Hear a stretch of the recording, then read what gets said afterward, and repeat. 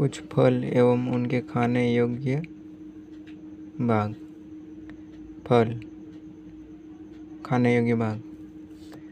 सेब पुष्पासन, नाशपाती पुष्पासन, आम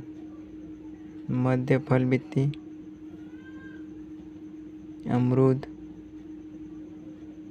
फल भित्ति बीजांडासन, अंगूर फल भित्ति बीजांडासन, पपीता मध्य फल भित्ति, नारियल भ्रूणपोष, टमाटर फल भित्ति व बीजांडासन,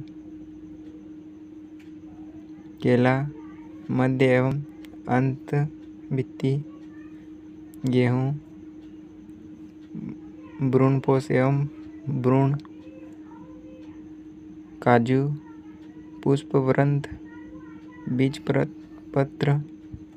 लीची एरिल, चना बीजपत्र एवं भ्रूण, मूंगफली बीजपत्र एवं भ्रूण, शहतूत रसीले परिदल पुंज, कटहल परिदल पुंज एवं बीज, अनानास परिदल पुंज,